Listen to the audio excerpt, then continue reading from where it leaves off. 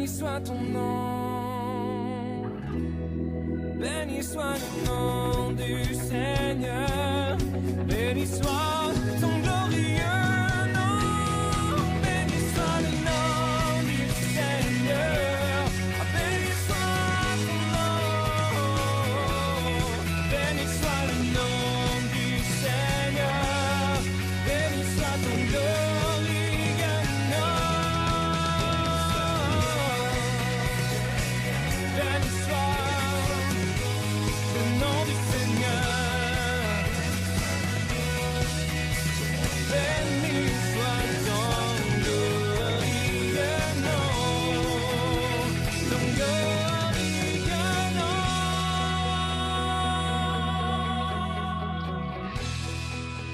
Bonjour, je suis Éric Babef et je vous souhaite la bienvenue à ce culte de Pâques virtuel de libre accès. Vous êtes de plus en plus nombreux à vous joindre à nous pour ce moment privilégié où non seulement nous pouvons chanter nos louanges à Dieu et écouter sa parole, mais où nous pouvons également partager un moment de communion autour de la table du Seigneur et prier. Dans un moment, nous aurons la joie d'entendre le pasteur Jean-Max Payette qui nous posera de la part du Seigneur cette question « Pourquoi pleures-tu » Mais avant de l'écouter, unissons-nous dans la prière et chantons pour élever notre Dieu. Notre Père, quelle grâce et quel privilège de pouvoir nous réunir autour de ta sainte et glorieuse présence.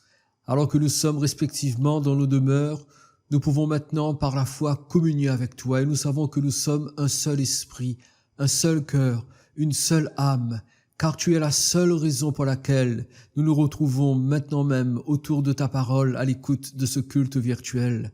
Seigneur, nous te bénissons et nous t'exaltons de tout notre cœur pour ton immense amour, pour ta merveilleuse fidélité, pour ta bienveillance. Merci Seigneur de prendre soin de nous, merci de nous garder, de nous protéger. Merci de nous avoir permis jusqu'à ce jour d'être debout et de pouvoir écouter ta parole. Seigneur, ce soir, nous avons hâte d'entendre ce que tu as à nous dire. Oui, Seigneur, ces moments que nous vivons ne sont pas des moments faciles, mais nous te louons parce que tu es là pour nous aider, pour nous soutenir, pour nous consoler, pour nous réconforter. Alors nous t'invitons à le faire ce soir. Nous plaçons nos vies devant toi, Seigneur. Nous venons tels que nous sommes et nous te supplions, Père, dans le nom de Jésus, viens nous toucher là où nous avons besoin d'être touchés. Viens nous parler, Seigneur. Viens te révéler et te manifester à nous. Nous sommes à l'écoute de ce que tu as à nous dire. Et alors que nous chantons, que nous prions, que nous nous approchons de la table du Seigneur, nous te prions, Père, pour que ta divine et glorieuse présence puisse remplir nos cœurs, nous affermir, nous fortifier. Nous te le demandons ce soir, au nom de Jésus. Amen.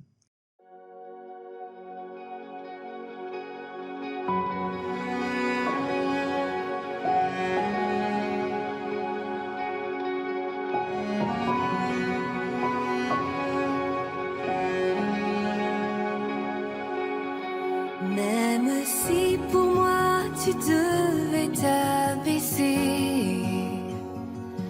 pour porter ma vie et tout réconcilier, me montrer le Père qui m'a tant aimé, je sais que pour moi tu l'as fait. Je sais que pour moi tu l'as fait.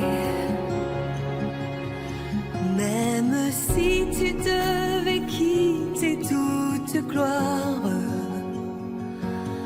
venir t'incarner, épouser notre histoire, au cœur de chaque homme déposer l'espoir. Je sais que pour moi tu l'as fait. Je sais que pour moi tu l'as fait. Car mon Dieu tient toujours ses promesses, me couvrant de tendresse. Voici quel est mon Dieu. Car il fait toutes choses nouvelles, sa grâce est éternelle, il a ouvert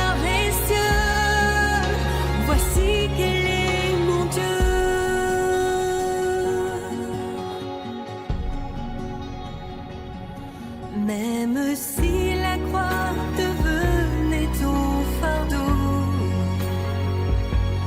le poids de ce monde l'oublie dans le tombeau. Pour essuyer toutes larmes et tous sanglots, je sais que pour moi tu l'as fait. Je sais que pour moi tu l'as fait, car mon Dieu tient toujours ses promesses, me couvrant de tendresse. Voici quel est mon Dieu, car il fait toutes choses nouvelles. Sa grâce est éternelle. Il a ouvert les cieux. Voici quel est mon Dieu.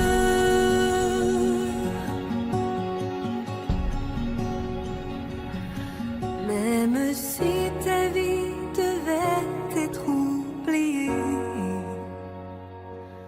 en prenant la place du serviteur caché,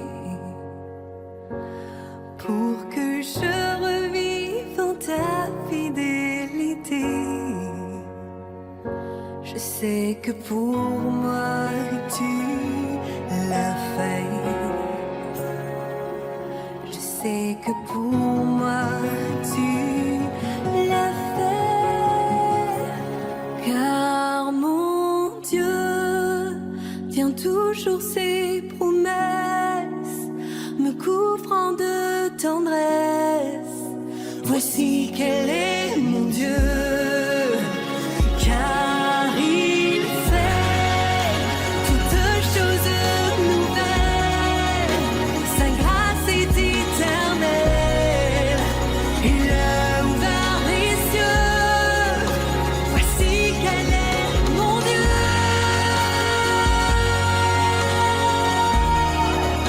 Voici quel est mon Dieu.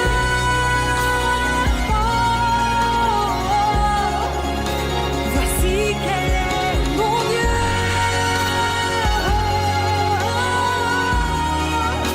Voici quel est mon Dieu.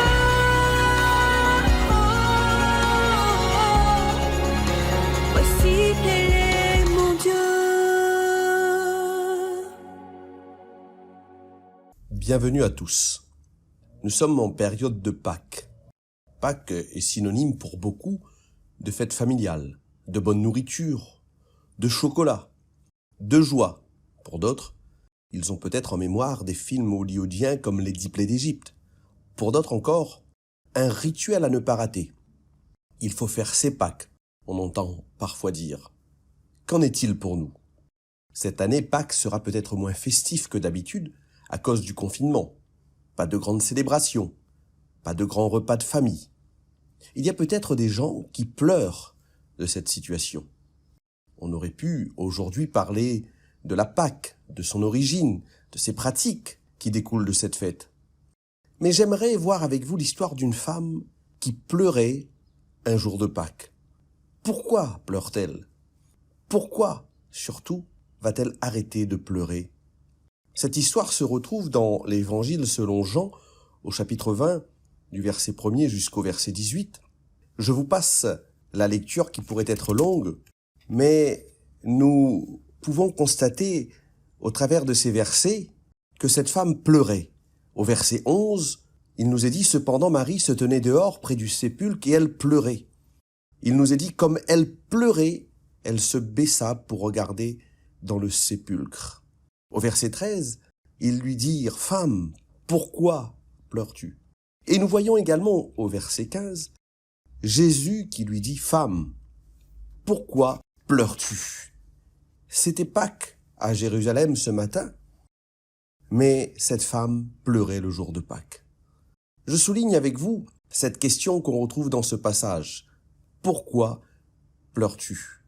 Question qui par 2 fois fut posée à Marie de Magdala près de la tombe de Jésus. Pourquoi pleures-tu? Et nous peut-être. Pourquoi pleurons-nous aujourd'hui? C'est une question à se poser également. Parce qu'il n'y a pas de fête? Parce qu'il n'y a pas de chocolat? Pourquoi pleurons-nous? Avant d'aller plus loin, écoutons cette parole, tirée du livre du prophète Ésaïe au chapitre 25 au verset 8. Parlant de Dieu, il nous est dit, il anéantit la mort pour toujours. Le Seigneur l'Éternel essuie les larmes de tous les visages. Il fait disparaître de toute la terre l'opprobre de son peuple, car l'Éternel a parlé. Jésus essuie toutes les larmes de tous les visages par sa parole. Je répète cette affirmation qui est éternelle, cette affirmation qui est aujourd'hui pour chacun d'entre nous. Jésus essuie toutes les larmes de tous les visages par sa parole. Alors pourquoi pleures-tu, Marie? Et nous, pourquoi pleurons-nous? À l'heure où je vous parle, beaucoup pleurent la disparition de leurs proches. D'autres pleurent la perte de leur liberté de déplacement. Certains pleurent l'éventualité de la perte de leur emploi, de leur projet et de bien d'autres choses. Pourquoi pleures-tu? Drôle de fête de Pâques. Plutôt dramatique fête de Pâques. Cette femme qui est là près du tombeau de Jésus avait reçu beaucoup de lui. Jésus, dans son amour, l'avait complètement délivré de façon extraordinaire. Sa pauvre et misérable vie avait été transformée, bouleversée. Marie de Magdala, la femme aux 7 démons, comme on l'appelait dans l'évangile selon Marc, au chapitre 16 et au verset 9, était devenue au contact de Jésus-Christ une autre femme, une nouvelle créature, une vie complètement transformée. Et là, elle est anéantie par la crucifixion de son Seigneur. Et maintenant, lorsqu'elle se retrouve devant le tombeau, on a enlevé la dépouille de son Seigneur. Sa peine est encore plus grande en face de cette profanation. Et là, cette question, pourquoi pleures-tu? Les anges d'abord ont posé cette question, et ensuite Jésus-Christ. Elle a constaté que le tombeau était vide. Quelle était sa première action? Courant vers Simon-Pierre et Jean, le disciple bien-aimé, elle a dit « On a enlevé du tombeau le Seigneur, et nous ne savons pas où on l'a mis. » Elle est complètement perdue de constater que non seulement il n'est plus là, mais elle ne sait pas ce qu'il est devenu, et personne n'en sait rien pour l'instant. De retour au tombeau, alors qu'elle se baisse pour y regarder de plus près, elle voit 2 anges, l'un à la tête, l'autre au pied de l'endroit où le corps de Jésus avait été couché. La vue de ces 2 anges, pas plus que celle du tombeau vide, ne l'arrache à son désespoir. Vous savez, dans ces cas de confusion, on peut voir sans voir. Alors qu'il y a 2 anges, elle ne les voit même pas. Et lorsque nous sommes confus, lorsque nous sommes en détresse, on peut voir une foule de choses, une foule de personnes, et ne pas les voir du tout. Ne rien comprendre, car la douleur, le désespoir peut parfois nous aveugler. Et quand nous passons par des souffrances, quand nous passons par des épreuves, quand nous passons par certaines difficultés, la douleur nous aveugle.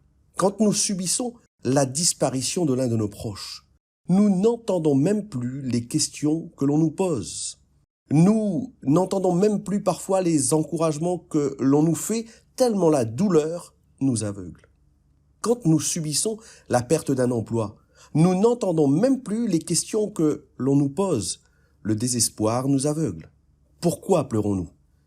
Voyez-vous, la vie de beaucoup, malgré les apparences qu'on peut laisser, malgré les visages que l'on peut présenter à nos collègues, à nos amis, à notre famille, est faite bien souvent de déceptions.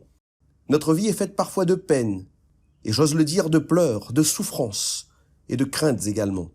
Les choses souvent ne vont pas comme nous l'aurions souhaité. Il arrive même, comme Marie de Magdala en cette période de Pâques, où nous n'y comprenions plus rien. On ne sait plus expliquer et il n'y a rien à expliquer. En ce jour, combien sont-ils dans ce monde ceux qui ont le cœur qui pleure, le cœur qui saigne, les yeux qui pleurent? Par exemple, nous ne pouvons pas nous expliquer cette maladie qui a sapé toute notre vigueur ou qui a pris la santé de l'un de nos proches. Nous ne pouvons pas peut-être expliquer l'injustice que nous subissons au travail ou à l'école. Nous ne pouvons pas expliquer l'incompréhension de notre conjoint, de notre famille. Nous ne pouvons même pas expliquer la situation actuelle de notre société, de notre planète. On ne peut pas expliquer cette solitude qui nous pèse alors que nous sommes au siècle de la technologie et de la communication. C'est peut-être une situation de désespoir total qui nous fait verser des torrents de larmes. Comme Marie, seule face au tombeau, nous sommes seuls en face de nos soucis, en face de nos détresses. Toutes ces choses qui nous pèsent. Pourquoi pleures-tu, Marie? Pourquoi pleurons-nous également? Nous pourrions répondre qu'en ce monde, les temps des pleurs est souvent fréquent. Il y a peut-être des rires, mais il y a également beaucoup de larmes qui sont versées, et surtout en cette période. Peut-être n'êtes-vous pas passé par beaucoup de tribulations, mais c'est le lot de beaucoup d'hommes, de femmes, de jeunes hommes, de jeunes filles. Notre terre est en ce moment même en détresse. Laissez-moi vous rappeler cette affirmation. Jésus essuie toutes les larmes de tous les visages par sa parole. Dans Luc au chapitre 7 au verset 12, Jésus un jour est à la porte de la ville et on portait en terre un mort, fils unique de sa mère qui était veuve. Il y avait avec cette femme beaucoup de gens de la ville. Le Seigneur, ayant vu cette femme, va être rempli, va être ému de compassion et au verset 13, il dira « Ne pleure pas ». Il s'approcha et toucha le cercueil. Ceux qui le portaient s'arrêtèrent et dit « Jeune homme, je te le dis, lève-toi ». Et le mort s'assit et se mit à parler. Jésus le rendit à sa mère.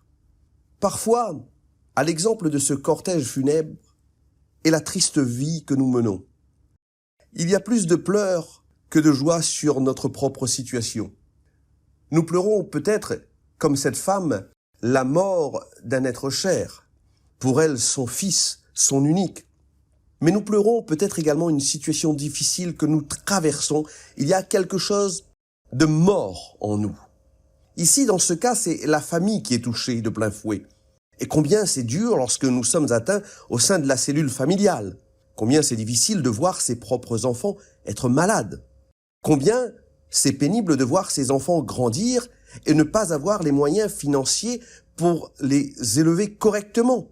Il y a souvent, dans la famille, dans le foyer, plus de pleurs que de joie quand la cellule familiale est touchée. Touchée parfois par les disputes. Et lorsque le soir tombe, il n'y a que pleurs au sein du foyer. Combien de pleurs, combien de larmes, combien de souffrances, à cause simplement de factures que nous ne pouvons plus payer à cause d'une situation financière difficile. Cela ressemble même à un cortège funèbre.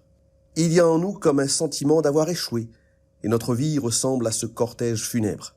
Dans de tels moments, il est bon de savoir que Jésus, par sa parole, veut sécher nos larmes. Jésus a dit à cette femme, ne pleure plus, car il a le pouvoir de la consoler et de lui apporter la solution à son problème. Je crois qu'aujourd'hui, c'est ce même Jésus qui nous parle. C'est ce même Jésus qui nous interpelle. C'est ce même Jésus qui nous dit « ne pleure plus ». Jésus veut manifester tout son amour pour nous. Jésus est celui qui prend soin de la foule, mais il est aussi celui qui prend soin de l'individu. Il nous voit, il nous entend. Nous pouvons nous imaginer le regard d'amour de Jésus sur cette pauvre femme. Et nous entendons la parole de Jésus qui ordonne que ce jeune homme ressuscite. Jésus est celui qui a le pouvoir sur la mort. Jésus est celui qui a le pouvoir sur la maladie. Jésus est celui qui a le pouvoir sur la souffrance. Et lorsque Jésus parle, la Bible nous dit que la chose s'accomplit. La parole de Jésus pour nous en ce jour est cette parole de délivrance qu'il veut appliquer à notre cœur. Jésus essuie toutes les larmes de tous les visages par sa parole. Parfois, nous pleurons sur notre propre existence, à cause de notre vie qui est bien misérable. Car ce qui fait pleurer l'humanité entière encore aujourd'hui, faut-il le nommer, c'est le péché. Nous n'aurons pas le temps de parler des conséquences du péché, de l'égarement de l'homme, mais l'humanité est sous l'esclavage du péché. Et le poids de nos fautes est tellement pesant qu'au bout du compte, il y a un funèbre rendez-vous auquel nul n'échappe, la mort loin de Dieu, si nous n'acceptons pas Jésus-Christ comme sauveur. Je ne parle pas de religion, mais je parle ici d'une relation avec Jésus-Christ, d'une relation personnelle. Peut-être sommes-nous comme cette femme dont l'histoire nous est racontée dans l'Évangile selon Luc au chapitre 7, du verset 36 au verset 48, et qui pleurait sur son propre péché. Et nous nous demandons bien qui pourra nous libérer du poids de nos péchés, qui pourra nous pardonner tant de fautes commises, qui nous font voir notre vie de façon misérable. Nous pleurons sur cette passion qui s'attache à nous et nous en sommes prisonniers. Et personne ne peut ôter le poids de cette douleur morale. Quelqu'un pleure-t-il sur sa vie car il est esclave de la drogue, car il est devenu alcoolique et complètement malade? Il est peut-être en train de pleurer à cause de cette destruction qui se fait au fur et à mesure aussi dans sa famille. Quelqu'un pleure car il est peut-être esclave d'images pornographiques, ou tout simplement quelqu'un ce soir réalise que devant Dieu, il est indigne. Et il y a comme un poids de culpabilité. Nous ne pleurons pas physiquement, mais nous pouvons pleurer parfois intérieurement. Personne ne le voit et nous nous retrouvons seuls en face de notre souffrance. Et nous sommes comme morts. Et il est vrai que le péché nous conduit à la mort éternelle loin de Dieu. Pourquoi pleures-tu? Pourquoi pleures-tu, Marie de Magdala? Pourquoi pleurons-nous? En Jésus, nous avons le pardon de nos péchés. Christ nous pardonne si nous lui confessons nos péchés. Christ est celui qui va rétablir notre vie si nous nous approchons humblement et sincèrement devant lui.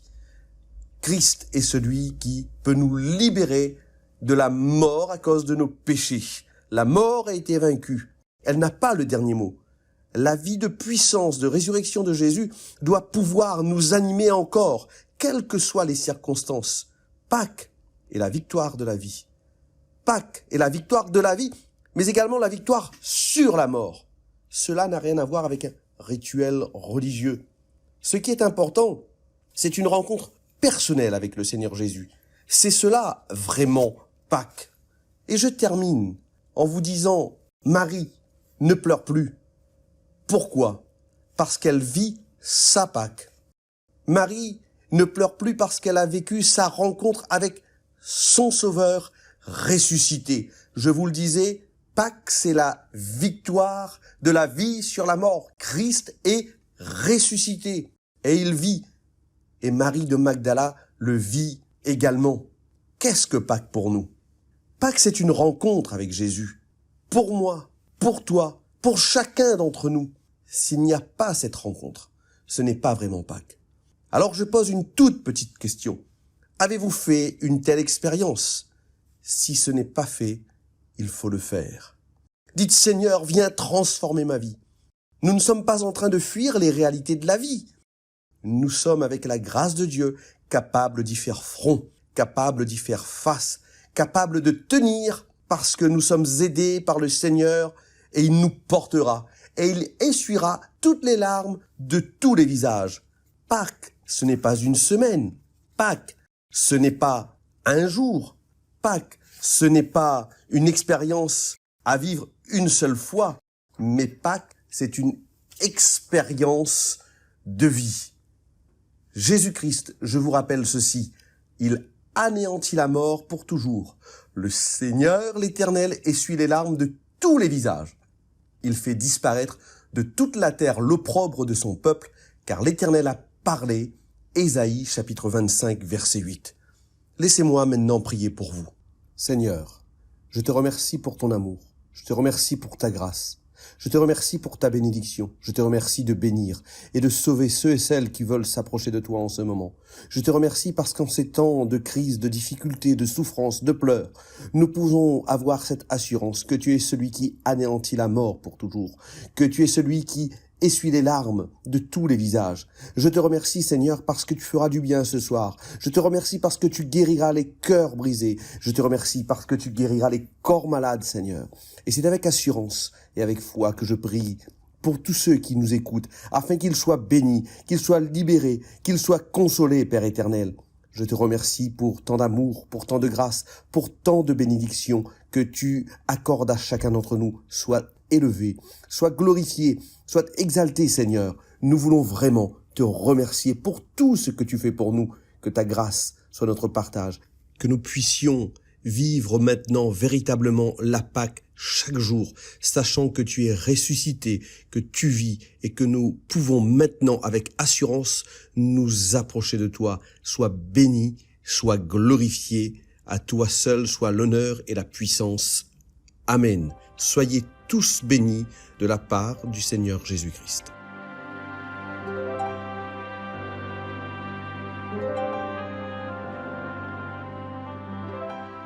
Chers amis, le moment est venu de nous approcher de la table du Seigneur.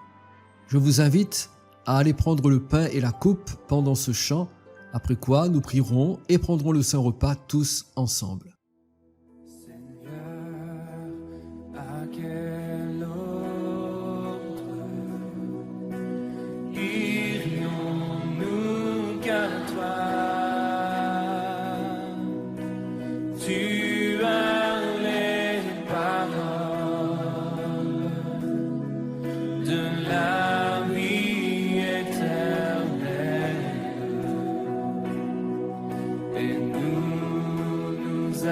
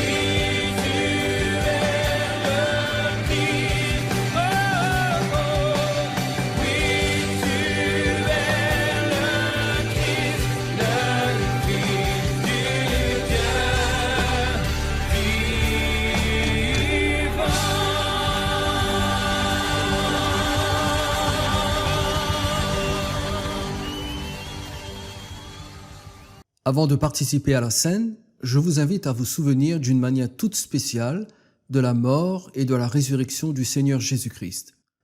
Je crois qu'il est utile de le faire en ce week-end de Pâques, pendant lequel des millions de croyants de par le monde commémorent la rédemption accomplie par le Christ il y a 2000 ans. Comme l'a si justement souligné Jean-Max Payette dans son message, Pâques, ce n'est pas seulement la victoire de la vie, mais c'est aussi la victoire de la vie sur la mort. Et le texte qui nous rappelle aussi bien la mort que la résurrection de Jésus, le passage de la Bible qui décrit le mieux Christ, notre Pâques immolé, mais ressuscité pour nous, vainqueur de la mort pour nous, c'est Ésaïe chapitre 53. Je vous propose de le lire en entier. Il ne comporte que 12 versets. Les 10 premiers parlent de la personne et de la mort du Seigneur, tandis que les 2 derniers parlent de sa résurrection. Je ferai la lecture à partir de la version Nouvelle Français courant. Lisons Ésaïe chapitre 53, du verset 1 au verset 12.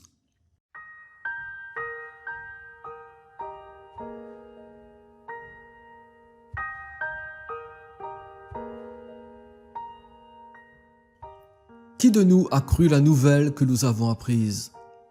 Qui de nous a reconnu que le Seigneur était intervenu? Car devant le Seigneur, le serviteur avait grandi comme une simple pousse, comme une pauvre plante qui sort d'un sol desséché. Il n'avait ni l'allure, ni le genre de beauté qui attire les regards. Il était trop effacé pour se faire remarquer. Il était celui qu'on méprise, celui qu'on ignore, la victime, le souffre-douleur. Nous l'avons méprisé, nous l'avons compté pour rien, comme quelqu'un qu'on n'ose pas regarder. Or, c'était nos souffrances qu'il portait, nos douleurs dont il était chargé. Mais nous pensions que c'était Dieu qui le punissait ainsi, qui le frappait et l'humiliait. Pourtant, c'est à cause de nos crimes qu'il était blessé. C'est à cause de nos fautes qu'il était accablé. Il a subi notre punition. Et nous sommes acquittés. Et par les coups qu'il a reçus, nous sommes guéris. Nous étions tous çà et là comme un troupeau éparpillé. C'était chacun pour soi. Mais le Seigneur lui a fait subir les conséquences de nos fautes à tous. Il s'est laissé maltraiter et humilier sans rien dire, comme un agneau qu'on mène à l'abattoir, comme une brebis devant ceux qui l'attendent. Il n'a pas ouvert la bouche. On l'a emporté, jugé, supprimé, mais qui se souciait de son sort? Or, il était éliminé du monde des vivants. Il était frappé à mort du fait des crimes de mon peuple. On l'a enterré avec les criminels. Une fois mort, on l'a mis avec les riches, bien qu'il n'ait pas commis de violence ni pratiqué la tromperie. Mais le Seigneur approuve son serviteur accablé par la souffrance. S'il offre sa vie en offrande à la place des autres, alors il aura des descendants et il vivra longtemps encore. C'est lui qui fera aboutir le projet du Seigneur. Après avoir subi tant de peines, dit le Seigneur, mon serviteur verra clair. Il sera nourri par une forte expérience. Mon serviteur le juste obtiendra la justice pour une multitude de gens, lui qui s'est chargé de leurs fautes. C'est pourquoi je le place au rang des plus grands. C'est avec les plus puissants qu'il partagera le butin, car il s'est dépouillé lui-même jusqu'à en mourir. Il s'est laissé placer au nombre des malfaiteurs. Il a pris sur lui les fautes d'une multitude de gens et il va encore intervenir en faveur des coupables.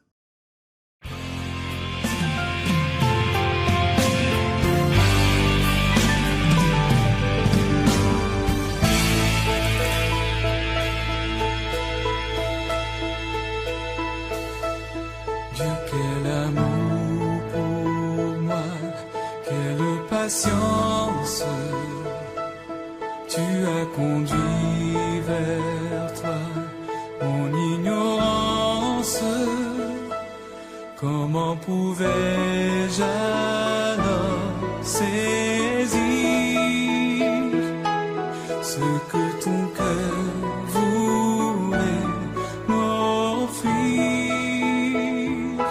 Un si grand miracle, un don si précieux, ta mort à la Pâque nous ouvre les yeux.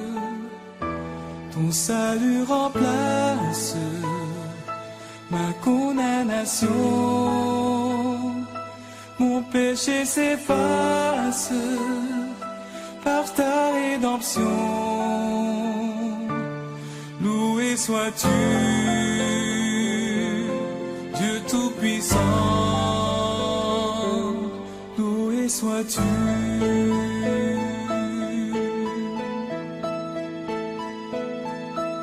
Ce don si merveilleux, comment le vivre sans le répandre à ceux que tu veux suivre sur les chemins où ils s'égarent, loin de la vie et de l'espoir. Un si grand miracle, un don si précieux, ta mort à la Pâque nous ouvre les yeux. Ton salut remplace ma condamnation. Mon péché s'efface par ta rédemption. Loué sois-tu, Dieu Tout-Puissant. Loué sois-tu.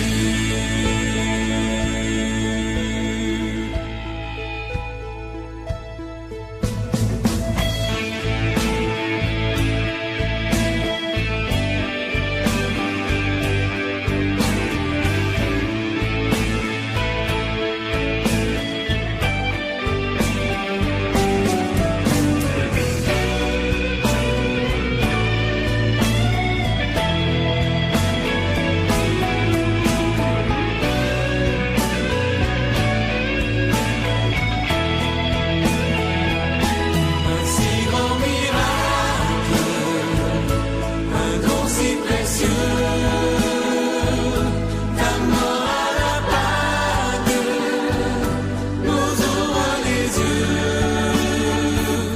Ton salut remplace ma condamnation.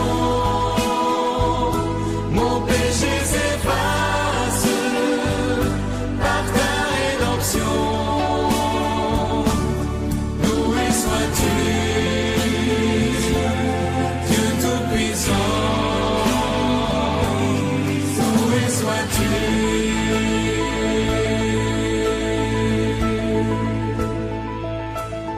Loué sois-tu,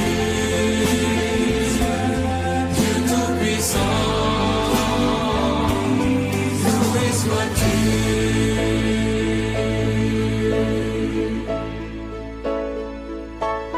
Loué sois-tu, Dieu Tout-Puissant. Loué sois-tu.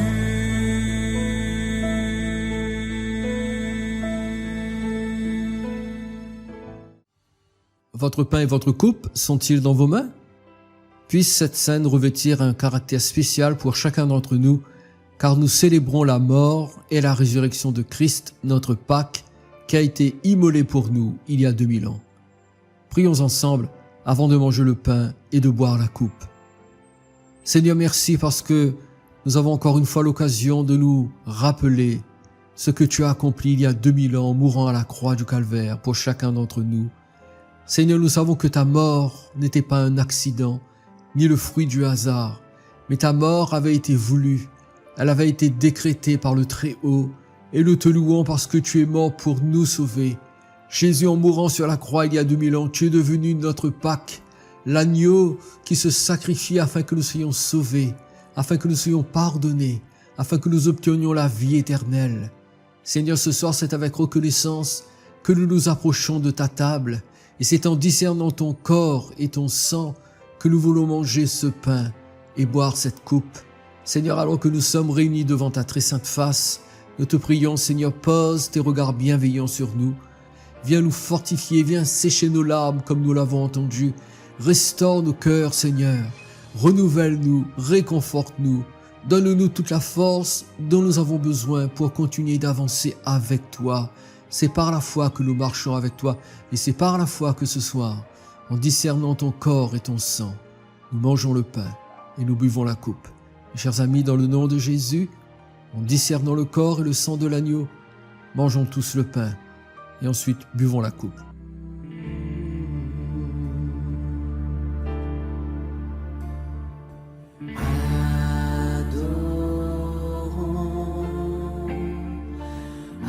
Adorons l'agneau,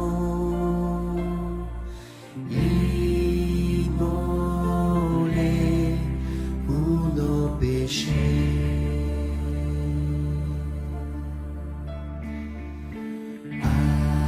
Adorons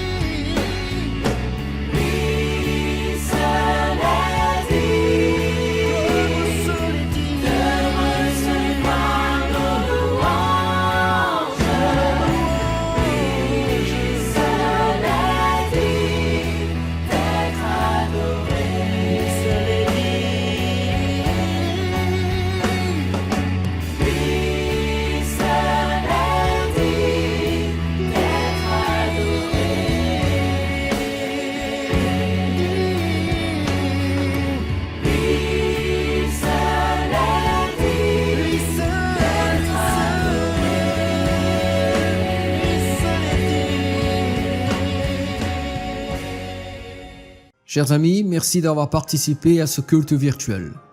Que le Seigneur sèche les larmes de vos yeux, qu'il console vos cœurs et vous communique sa force. Prenez soin de vous en gardant les yeux de votre cœur fixés sur Jésus. Il est notre refuge et notre seule forteresse.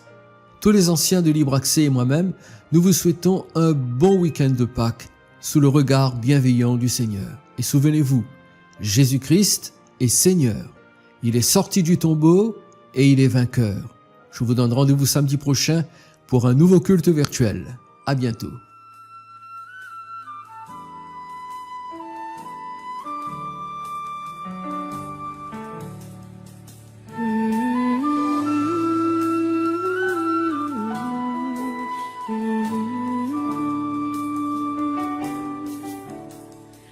En Jésus seul, j'ai l'espérance.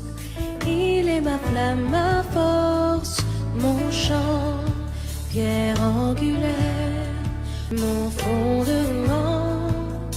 Même dans l'orage menaçant, brûlant amour, intense paix, de mes peurs je suis libéré.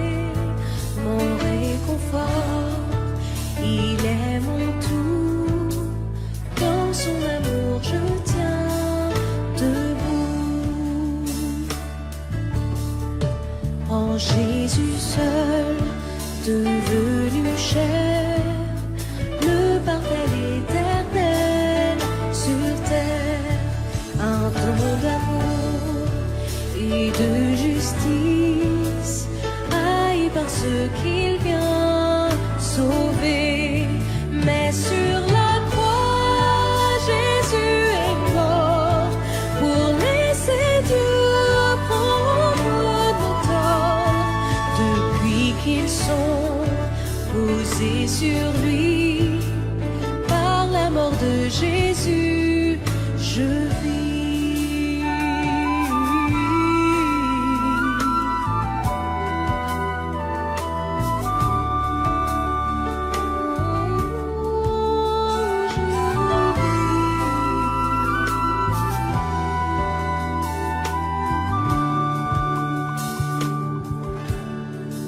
Là dans la tombe où son corps gît, toute clarté fut obscurcie, puis éclatant au jour de gloire, car Jésus est ressuscité. Il est vivant, la mort n'est plus, le mal n'a plus d'emprise sur moi. Je suis à lui et lui à moi, racheté par le sang du roi.